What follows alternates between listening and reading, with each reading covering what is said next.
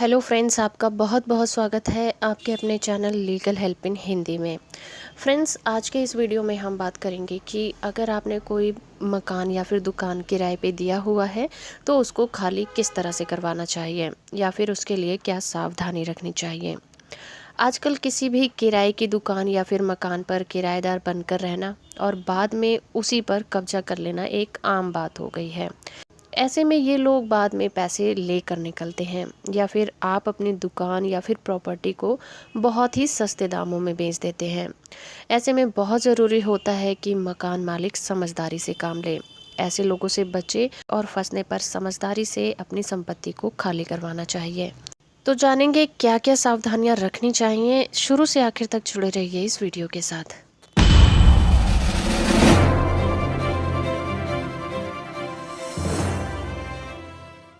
चलिए जानते हैं कि किराए की दुकान या फिर मकान को देते समय आपको किन किन सावधानियों को रखना चाहिए। पहली बात तो आप ये ध्यान रखें कि कंपनी को पहले प्राथमिकता दें।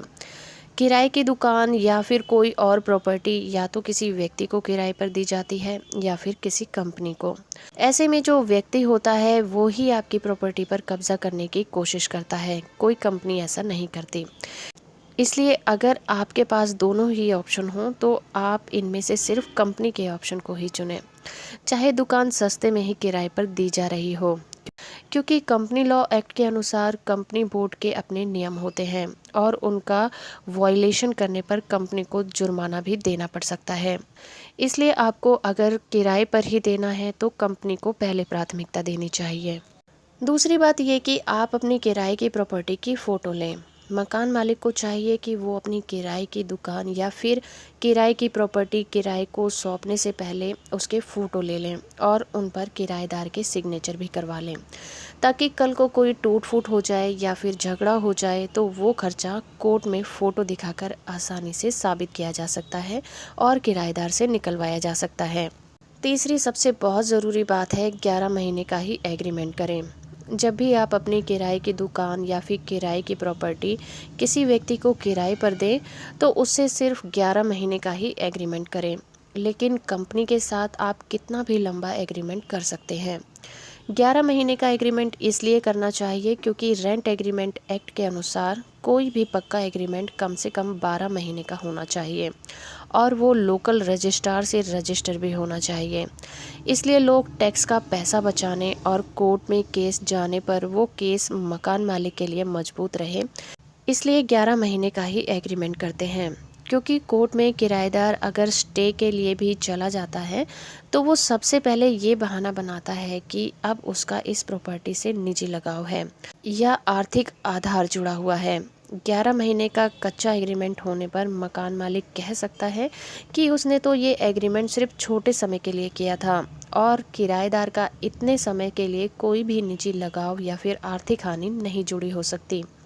क्योंकि जब कोर्ट में किराएदार आपकी इस प्रॉपर्टी के लिए स्टे के लिए जाता है तो सबसे पहले वो कोर्ट में यही बहाना बनाता है कि आपकी जो किराए पर जिस प्रॉपर्टी पर वो किराए पर रह रहा है उससे उसका लगाव जुड़ा हुआ है और उसको अगर वहाँ से खाली किया तो उसको बहुत आर्थिक नुकसान हो जाएगा। लेकिन अगर आप 11 महीने का कच्चा एग्रीमेंट करते हैं तो मकान मालिक के लिए ये प्लस पॉइंट हो जाता है। वो कोर्ट में ये कह सकता है कि ये एग्रीमेंट उसने बहुत ही छोटे समय के लिए बनाया था, इसलिए किराएदार का इतने छोटे समय के लिए कोई निजी लगाव नहीं हो सकता या फिर कोई आर्थिक हानि नहीं हो सकती और सरकार को भी इस प्रॉपर्टी से कोई टैक्स में लाभ भी नहीं मिल रहा, तो इस आधार पर किराएदार को स्टे नहीं मिल सकता और मकान मालिक बाद में केस भी जीत जाता है। इसके बाद आप एक और चीज़ कर सकते हैं कि 11 महीने के बाद पार्टी का नाम बदल कर एग्रीमेंट कर सकते हैं। 11 महीने का एग्रीमेंट ख़त्म होने के बाद जब आप अपने किराएदार के साथ दूसरा एग्रीमेंट करें तो हो सके तो वो एग्रीमेंट उसी किराएदार से ना करके उसके किसी निजी या फिर उसी के परिवार के किसी दूसरे सदस्य के नाम से करें, ताकि कोर्ट में केस होने पर ये कहा जा सके कि हर बार मेन पार्टी बदली है, इसलिए किराएदार का कोई निजी हित या फिर यादें या फिर कोई आर्थिक हानि इस संपत्ति से जुड़ी हुई नहीं है। इसके अलावा भी अगर ऐसा होना संभव नहीं हो और एक ही पार्टी के नाम से एग्रीमेंट करना पड़े तो आप 11 महीने ख़त्म होने के 1 महीने के बाद नया एग्रीमेंट करें और इस बीच की पेमेंट की किस्त भी नकद में लें। इससे ये फ़ायदा हो जाएगा कि जब आपको अगर कब्जे के कारण कोर्ट में जाना पड़ा तो आप कह सकते हैं कि मेरा किराएदार कई सालों से मेरी प्रॉपर्टी पर तो किराएदार है, पर रेगुलर किराएदार नहीं है। बीच में उसने संपत्ति को छोड़ा था, इसलिए उसका निजी हित या फिर आर्थिक लगाव इस संपत्ति से नहीं हो सकता। और ये भी कहा जा सकता है कि किराएदार समय समय पर इस प्रॉपर्टी को छोड़ता रहा है और वापस आता रहा है, इसलिए इसका कोई बहुत ज़्यादा आर्थिक जुड़ाव इस प्रॉपर्टी से नहीं हो सकता और इस तरह से कोर्ट में किराएदार द्वारा केस करना उचित नहीं बनता। लेकिन ये बात सिर्फ व्यक्ति विशेष पर ही लागू होती है, ये किसी कंपनी पर लागू नहीं होती। कंपनी से आप कितना भी लंबा एग्रीमेंट कर सकते हैं। अगला पॉइंट ये भी हो सकता है कि आप अपनी दुकान या फिर प्रॉपर्टी का एग्रीमेंट ही ना बनाएं। अगर हो सके तो आप बिना एग्रीमेंट के ही अपनी प्रॉपर्टी किसी व्यक्ति को किराए पर दे सकते हैं। ये बात मकान मालिक के हक में होती है। इसका पहला फ़ायदा ये होता है कि किसी प्रकार का झगड़ा होने पर बिना किसी एग्रीमेंट के किराएदार को कोर्ट में जाने में परेशानी होती है। दूसरा ये कि बिना सबूत उसको कोर्ट को किराया बताने में परेशानी होती है कि वो कितना किराया देता है, क्योंकि अगर किराएदार समय पर किराया नहीं देता है या फिर वो किराया बिल्कुल नहीं देता है तो उसे कानूनन मकान खाली करना होता है। इसमें मकान मालिक का फ़ायदा हो जाता है। वो कह सकता है कि किराएदार ने किराया समय पर नहीं दिया, इसलिए मुझे अपना मकान खाली करवाना है, और किराए का सबूत नहीं होने के कारण वो किराया भी ज़्यादा बता सकता है। लेकिन इस बात का एक नुकसान भी होता है कि अगर किराएदार ज़्यादा समय तक मकान में बिना किसी एग्रीमेंट के रह जाता है तो वो कुछ सालों में अपनी गलत तरीके से उस जगह की आईडी बनवा लेता है और अपने नाम भी करवा सकता है। इसके लिए ऐसी कंडीशन में आप ज़्यादा समय तक किराएदार को नहीं रखें और हो सके तो हर साल आप किराएदार को चेंज कर दें। अगला पॉइंट ये याद रखें कि किराएदार की बिजली और पानी का कनेक्शन कभी ना काटें। ज़्यादातर लोग कब्जे होने पर किराएदार से झगड़ा हो जाने की कंडीशन में किराएदार के लिए मकान की बिजली और पानी का कनेक्शन काट देते हैं, जो कि बिल्कुल गलत है, क्योंकि ऐसी कंडीशन में किराएदार कोर्ट में चला जाता है और कोर्ट इलेक्ट्रिसिटी और वाटर सप्लाई बोर्ड को तुरंत ही किराएदार के नाम से कनेक्शन लगाने का आदेश दे देती है। ऐसा इसलिए है क्योंकि बिजली और पानी किसी भी व्यक्ति के जीवन जीने का आधार है और ये हक उसे संविधान के फंडामेंटल राइट्स आर्टिकल 21 में दिया गया है।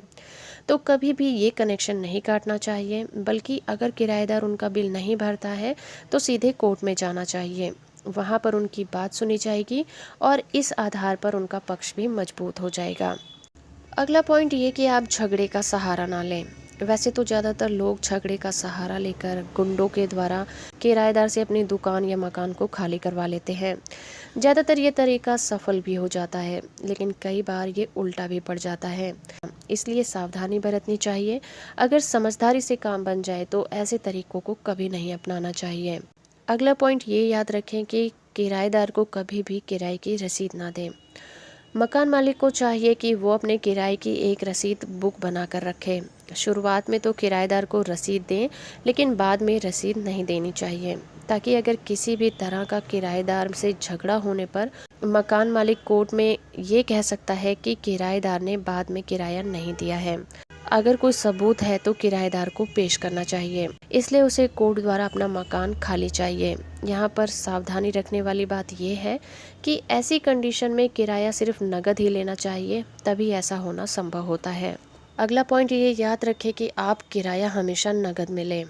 अगर किराएदार कोई व्यक्ति विशेष है तो कभी भी किराएदार से किसी भी प्रकार का अमाउंट अपने खाते में ना लें, ताकि कल को ये सबूत नहीं बन पाए कि किराएदार समय पर किराया देता था। आप हमेशा किराया नगद में लें और इसकी रसीद भी नहीं दें, क्योंकि ऐसा सिर्फ व्यक्ति विशेष के साथ ही करें, किसी कंपनी के साथ ऐसा अप्लाई नहीं होता। अगला पॉइंट ये याद रखें कि पिछले मकान मालिक से इंक्वायरी भी लें। जब भी आप किसी व्यक्ति विशेष को मकान किराए पर देते हैं तो ये ज़रूर ध्यान रखें कि पहले वो व्यक्ति कहाँ पर किराए पर रहता था। आप उसके पुराने मालिक से उसकी पूछताछ करें कि उनका बैकग्राउंड कैसा है। उसके बाद जब भी आप किराएदार को अपना मकान या दुकान किराए पर देते हैं तो पुलिस वेरिफिकेशन जरूर कराएं, जिसे ना करवाने पर जुर्माना और सज़ा दोनों दिया जा सकता है। जो कोई भी आप किराएदार रखें उसका पुलिस वेरिफिकेशन जरूर करवा लें। ये पुलिस द्वारा फ्री में किया जाता है।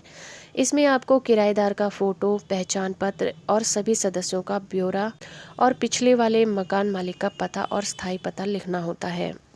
जब भी आप मकान को खाली करवाना चाहते हैं तो उन्हें नोटिस ज़रूर दें। किराए की समय अवधि समाप्त होने की कंडीशन में अगर नया किरायानामा नहीं बनाया गया है तब आप वहां पर किराएदार को नोटिस जरूर दें। ऐसा करना कल को कोर्ट में जाने की कंडीशन में कानूनन आपके हक में होता है। इसमें देरी नहीं करनी चाहिए। किसी भी मकान मालिक को अपने किराएदार के सामने अपने आप को कमज़ोर नहीं बताना चाहिए और ना ही अपनी कोई कमज़ोरी बतानी चाहिए जिससे कि किराएदार उसका फ़ायदा उठा सके और उसे लूट सके। अभी रेंट कंट्रोल एक्ट मकान मालिक के लिए मजबूत नहीं है।